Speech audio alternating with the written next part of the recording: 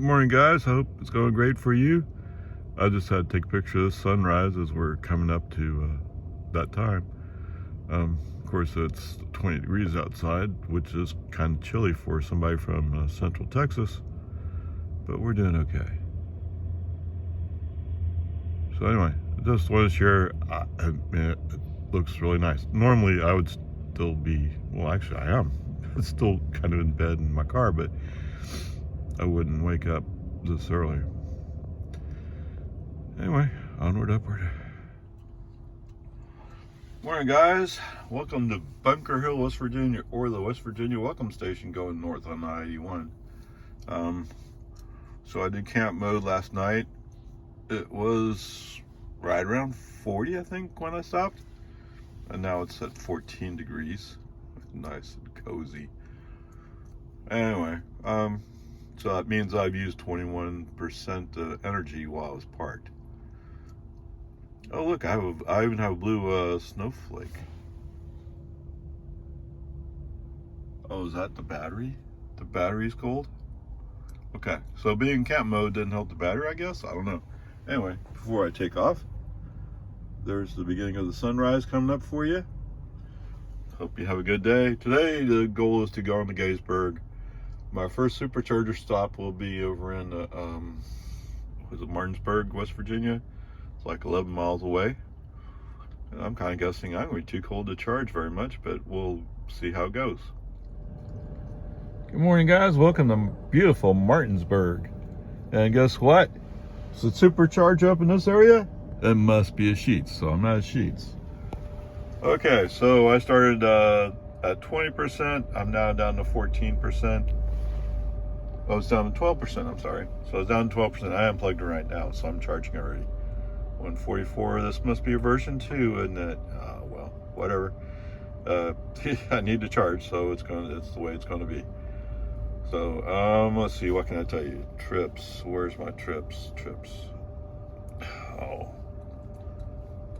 All right, so far, 1,527 miles, 459 kilowatt hours used, averaging 300 watt hours per mile. Wow. It is really improving somewhat. Okay, so on the current trip, the current trip is just to drive over from the rest area. So that was 15 miles, and I averaged 437 watt hours per mile. So what I'm noticing is your first acceleration uses more energy, and then as time goes on, it averages back out. So just have to get used to that, right? So anyway, things are going great. We'll see it. We'll update later.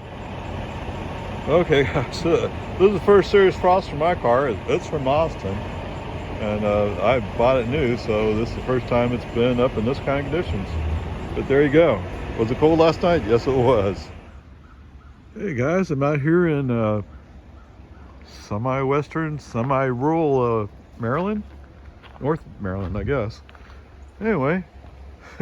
I just had me drive along and saw a sign like covered bridges. Okay, there you go. So you don't see this very often, I guess. And the water's still running even though it's 26 degrees outside. So that's not frozen. All the sun looked frozen. Anyway, I just had to stop and take it in. So there you are. Okay, so there you are. We're driving down this road. Looks like somebody didn't make the turn correctly. This is just incredible stuff, man. Wild. I mean, they only have a middle line. Now, some of the other roads, the state roads, state highways, as they call them, were 2-lane with a dividing line. But there's a lot of stuff like this. It's really cool. You don't get this every day, do you? In 500 feet. Anyway. All right, so I got to Gettysburg. There's a Gettysburg National Park Welcoming Center, and that was kind of cool. I walked around there some. There's some store, bought some stuff, and I thought about it, but I didn't really plan for it. The Eisenhower home. I'm not sure exactly what it is. I mean, I think it's the home he lived in after president. Um, anyway, um, so I was really looking for a map, and so I bought some stuff, and then I asked her, so where do you have the map? And so they just gave me the map. All right, so there you go. So I arrived there at the Gettysburg Museum store, Welcome Center, at 9:46. And so the mileage was 13,400. If you want to avoid, well, so let's start here. The park is open from sunrise to sunset. I guess if I had realized that, maybe I could have, planned for a little bit and gotten there earlier, got there at sunrise. But then again, I didn't really know exactly. I mean, I had an idea. I've been there before. But I don't know. I was just going. So, anyway, if you really want to go, I would tell you this: in the wintertime, there was almost no traffic, so that part was really great. And there wasn't any snow. I mean, it wasn't even really cold. It's just chilly. So that part was good. So if I were to go in the summer, I mean, there'd be crowds all over the place. But whatever. So if you just want to go to the various auto stops, what you do is search on your map, search for Gettysburg Auto Tour Stop 1, and they go through 10. Now, I don't know how much good that does you, because there are so many markers all over the place. So, I mean, I learned more stuff I didn't know just parking and then walking up or walking back. So, anyway, that part was good. So there you go, Gettysburg Auto Tour Stop. Just look for the numbers, plan it out. The other thing I was kind of interested in seeing was the Seminary Ridge, which is actually a seminary. So there's not much parking around there, and so I don't know. Maybe I can work on the plan to come back and see this further. So I did get to see something called the Railroad Cut, which, so if you watch the Gettysburg movie, and this is really bleeding into what the Gettysburg video should be about, but if you see the Gettysburg movie, you see the Union troops, the cavalry, kind of coming up and seeing the Confederate troops marching up the road. So they stop on high ground and basically hold them until Hancock's troops show up, the Union side, and reinforce them. And so the movie presents as the start of the battle. So some of the markers around indicated that there had been skirmishes for 2 days before, and maybe spottings 3 days before. So it's not like as if that's the first contact. But when you're just contacting people, you don't really know what their thing is. Anyway, I'm getting sidetracked. Anyway, where I'm really going is there was something called Road Gap. And it astounded me to see that had been there and what the impact was. Of course, the movie Gettysburg focused more on certain groups of people, and none of those groups were involved in that fight. Anyway, whatever. It was all cool. It was all great. I mean, I could see spending 2-3 days there, which I'll probably never get to do because that's a bit too much time. But anyway, well worth it. Sunrise, sundown. There's also some kind of tour bus that goes around. I mean, I didn't bother with that. There's also some kind of movie or whatever in the store, in the welcoming site. And the other thing I didn't do was I didn't go see the cemetery, which I would like to see, but it was starting to get kind of late. So anyway, there you go. So this is the start. So 9:40. Was 5-6 hours spent at the park. Anyway, onward, upward. All right, guys. Here we are in Gettysburg, Pennsylvania. There's a warning that there may be a winter storm. No, I guess the warning is the winter storm is coming eventually.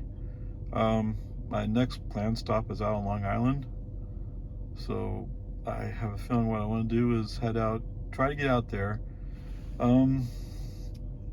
It shows that it's about 155 miles out there. No, it's about 240 miles out there. So I should be getting there around 10. So maybe, you know, with it being night, maybe I can get through New York with relatively light traffic. I don't know if I can get that lucky, but that's the plan. Let's get to Long Island, and hopefully with it being surrounded by water, it won't be quite as bad as it will be here in Pennsylvania. I'll check in when I get further along. Okay, so I pulled off to a service plaza just go to the restroom, and when I came back out to my car, the car indicated it's going to need more charging to make it to the destination. So destination's really rich as New York, but it had a charging stop in New Jersey. I don't know what happened there. Okay, anyway, I'm here, I'm charging, and I'm happy. So so far we've covered 1,691 miles, used 503 kilowatts, and we're down to 298 watt hours per mile. So that keeps improving. So it's all good. Now let me figure out where my navigation is failing me and get me back on track. Okay, I didn't even have this as a planned stop. It's just my estimated arrival percentage was 10%, which should be actually fine, but I decided to stop at the service plaza to see if there was a supercharger in between, just to top it off again. So it turns out they have a supercharger here at the service plaza. I just happened to be pulling into. So I'll put some more energy in, see how it goes. I'm still trying to go for Long Island. So far we have 1,774 miles, 525 kilowatts used, kilowatt hours, and 296 watt hours per mile. What is this guy doing? Anyway, whatever. There it is. Charge it up. I guess it's going to try to take me to a full charge, huh? Okay, welcome to Massapequa Superchargers. So I'm cruising along, trying to figure out where I am, and I'm heading towards East Long Island, which is where I used to live. And but at the same time, I'm like, I'm supposed to have an estimated arrival of 24%, and I really kind of want it more fully charged before I stop for the night. So I finally found a way to get off the highway, and just happened to be, this is right around the corner. Another one of those. I've had several, like, well, I didn't know that was there, but there it is. Okay, use it. So with that said, here I am, 1,870 miles covered, 548 kilowatt hours used, and I'm now averaging 293 watt hours per mile. Pretty good. And I think I'll just run it up to my normal charge limit's 80%. I think I'll run it up to 80%. I'm still not sure exactly what that means for later on, but we'll go from there. Okay, so to summarize today had two main goals. First of all, I wanted to see Gettysburg some, and so I did that. And I wanted to get out to Long Island so I could tour around in Long Island a little bit. All right, so 359 miles traveled today. That includes 20 miles driven around Gettysburg. So, that wasn't much. Anyway, so 8 hours, 6 minutes of travel time. And in addition to that, there was another about 6 hours in Gettysburg just driving or walking. And so I had 5 charge stops for 138 kilowatt hours, and that took about an hour. The cost for that energy was $51.80, and that seems a bit high, but it was a cold day, and when they charge by the minute, it takes longer to charge, so you're going to pay more. And so the comparison to Jetta with the diesel is $35.90. Now, in Gettysburg, would I've gotten 40 miles to the gallon? I don't think so. That would be just driving around. But anyway, whatever. A little side note is I was kind of like, I would really like to put more energy into my car. And so I stopped at a rest stop in New Jersey. And I'm looking at my map, and it says I'm real close to a supercharger. I'm like, really? Where is it? And finally I saw it in the rearview mirror. It was just behind me at the rest stop. So I think on that one, what I did was I rolled the dice and said, I think the next rest stop will also have it. So I drove to the next rest stop. That gave the car a chance to warm up, because I was looking at the map after I'd stop to go to the bathroom, which actually I'm not sure I counted that as a time off. But anyway, whatever. It was run in, go to the bathroom, and run back out. So no big deal there. Anyway, that's it for this day. Pretty good. It's just more cold, more charge by the minute. But whatever. Here's the real thing, right? I mean, people say, "Oh, electric cars can't do that." Well, yeah. So, did it cost me more money than I would have anticipated in the diesel? Yes. Although I'm starting to get up in the area where diesel costs a lot more. And I know I've stopped in Connecticut. I think it was Connecticut. This is so many years ago, but I stopped in Connecticut, and the price was like $1.50 more per gallon at a regular gas stop, not a truck stop. So anyway, I mean, so things get more expensive. You get up that way. Oh, and so for the end of the day, I stopped at Days Inn. I just happened to get off at an exit, found a supercharger real quick. And when I was at supercharger, I was saying, well, I want to stop. It's because it was already it was 11 o'clock when I got to Days Inn. So, all that surprisingly worked out. And so the other part is the toll roads. Okay. So I have a text tag in my car. Of course, I live in Texas. It's real easy. What I found was New Jersey didn't honor it. New York, I guess going over the bridges out to Long Island, they didn't honor it. And there was one other, Pennsylvania, I think it was, didn't honor it. So they mailed me bills.